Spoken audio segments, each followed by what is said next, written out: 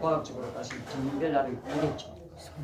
제가 그 글자들을 보니까 이거는 원천적인 상위 문자이기 때문에 가림토 이전, 그다음에 배달나라 때 상위 문자, 녹동 문자 이런 게 있는데 그보다도 더 이전일 수도 있다 이렇게 저는 보고 있어요. 그리고 그 81자 중에 첫 마디 일시무시일에 해당하는 그 글귀는 어떤 식으로 되어 있냐면요. 제가 간단하게 말씀드릴게요. 일은 그냥 하나 일을 가르치는 게 아니고 우주 전체를 가르치는 하나예요. 그 다음에 시는 태아처럼 되어 있어요. 태아. 원래 이 시자가 태아가 생기는 그 모양이에요. 여자가 임신한 모양이라고. 이게 태아가 시자가 시작한다가 시자가. 그 다음에 무는 상대적으로 없다는 거예요. 절대적으로 없다는 게 없습니다. 이 세상에는 상대적으로 없는 거야. 그래서 뼈다귀만 되어 있는 형체로 되어 있어요. 그 다음에 시일할 때 그 시자는 독립해서 불어나기 시작하는 그 단계. 그러니까 독립한 태아야 이게. 다시 보면. 그러니까 처음에는 엄마 뱃속에 붙어 있다가 떨어지면서 독립적으로 시작하는 거예요. 그런 식으로 글자 형성이 돼 있어. 일시무시.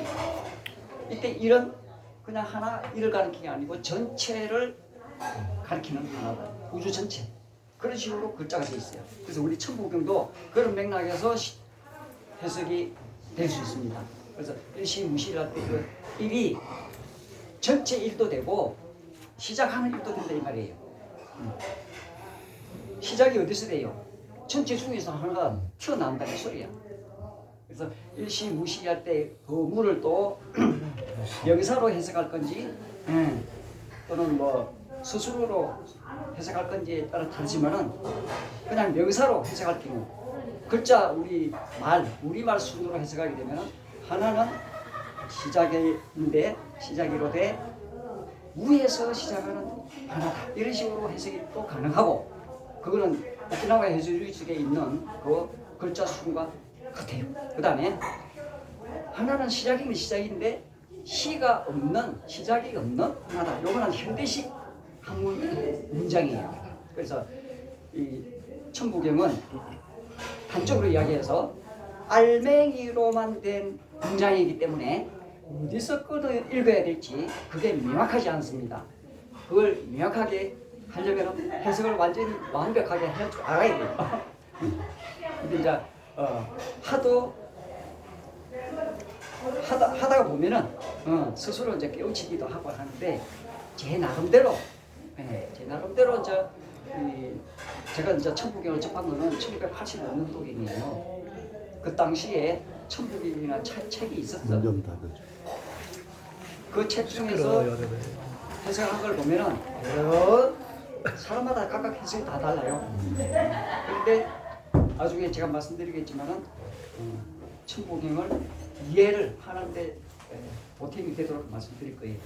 일단 이 천부경은 최소한 15,000명 이상 될 가능성이 많다. 그 다음에 한단고기라는 책에 보면은 그 기록 자체가 시대적으로 보면요 최소한 서기전 5,000년 이전에 이미 정립이 됐어요. 역사적으로 대입을 시켜보면은 서기전 5,000년 이상이 됐단 말이에요. 그는 연대기적으로 그렇게 됩니다. 그래서 15,000년 전부터 5,000년 사이에 이게 정립이 되면서 현대적인 체계로 이렇게 완성이 된 겁니다. 한문 문장은요, 우리가 한자를 만들었는데, 상형 문자를 만드는데, 우리가 한문 문장이 없다고 할 수 없어요. 있습니다. 처음에는 우리도 고립을 썼을 수도 있어. 조사 이런 거는요, 나중에 생긴단 말이에요. 왜? 의사소통을 원활하게 하기 위해서, 쉽게 하기 위해서. 그래서 고립어는 쉽게 말해서 이제 중국어가 고립어식이에요. 그런데 중국어만 고립어가 아니에요. 우리말도 고립어식 하가 돼버렸어. 왜? 주어, 목적어, 스스로 이렇게 말하는 자체가 고립화된 거예요. 자유 생각나는 대로 이야기하려면은 이건 순서가 없어도 돼. 우리말은 왜? 조사가 붙어 있기 때문에 저 뒤에 가도 끝까지 들어보면 이해된단 말이에요. 근데 중국어는 조사도 없고 조사를 이제 허사라 그래. 중국어는 허사가 없기 때문에 처음에는 이해하기가 난하기 때문에 고리법, 요거는 주어, 요거는 동사, 요거는 목적어, 이렇게 딱 위치를 정해놓은 게 고리법란 말이에요. 근데 요새 중국어도 허사가 많이 붙고 한 문장도 문장을 구분하기 위해서 어디서 꺼내고 주어가 뭐고 이렇게 구분하기 위해서 허사를 많이 씁니다. 그게 이제 많이 고리파가 많이 놓쳐진 상태다 이렇게 볼 수 있어요. 자, 그 천부경이 한당고기에 보면은 배달나라 초기 때 신지혁덕이라는 분이 천부경을 빗속에 새겼다 이런 취지로 기록이 되어 있습니다. 그것이 나중에 당군 천부경으로 내려와요. 몇 분? 자, 그래서 그 당군 천부경을 최춘 선생이 서기 900년경에 신라말 때 보고 여기서 첩에서 본 것 같아. 기록이나 비석을 직접 본 건 아닌 것 같고 어디서 첩을 보고 그거를 묘향산에 들어가가지고 81자를 새겨놨어. 안개를 많이 일으키잖아요. 그 다음에 문집 최문창우 문집이라고 있어요. 거기에도 묘향산 본하고 거의 99% 일치한 문장으로 되어 있습니다. 근데 한당곡에 나오는 소도 경전 본문에 나오는 한자하고는 한 4~6자가 다 달라요. 근데 소리는 거의 비슷하고 같거나 그렇습니다. 그래서 습강문으로 새기자면은 최춘 선생이 새긴 거 그것을 1916년 9월달에 계연수 선생이 발견했어요. 한 10년간 약초를 캐러 다니면서 삽해가지고 찾아내가지고 그 탑본을 해서 서울 쪽에서 온 사람한테 당군교로 전해달라고 이렇게 해서 1917년도에 당군교 쪽으로 보내서 그때 대선사 윤효정이라는 사람이 윤효정 그분이 중국의 망명에 있던 전병훈 선생한테 전달합니다. 1919년도에 그래가지고 그 전병훈 선생이 1년간 연구를 해서 1920년도에 정신철학 통편을 낼 때 제일 앞에다가 실었어요. 그거를 100여 권 제작해가지고 전 세계 약 100여 군데 도서관에다 다 보냈다. 그것을 나중에 서양 철학자들이 보고 천부경이 대단하다 그렇게 하는 거예요. 그렇게 퍼진 겁니다. 전병훈 선생 공로가 엄청 크죠.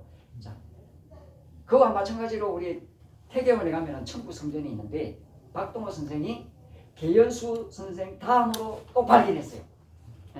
1947년도에 묘향산에 들어가서 그때가 6월달인가 그래요. 직접 만져보고 점거한다는 차원에서 태계원의 천부경 비석을 기념으로 만들었습니다. 제일 처음 실린 거는 가묘 상석인데 1960년에 만들었고 그 다음에 천부경 비석은 1980년도, 84년도에 천부경 비석에다가 당군 할아버지 새기고 천부경 새기고 그 다음에 다른 세 면에다가는 12승인을 새겼어요. 진짜 종교의 교소들, 즉 석가모니, 노사, 그 다음에 공자, 예수 이분들을 새기고 그 다음에 우리 역사 인물로 박혁거세, 최치원 선생, 그 다음에 독립운동 하던 시기에 뭐 이상교 선생, 전배영훈 선생, 또 그다음에 서양 철학자 도동장로, 프랭크 북맨 이런 분들 12분을 승인으로 딱 새겨놨습니다. 그래서 종교의 원조는 천부경이다. 이제 이렇게 되는 거죠.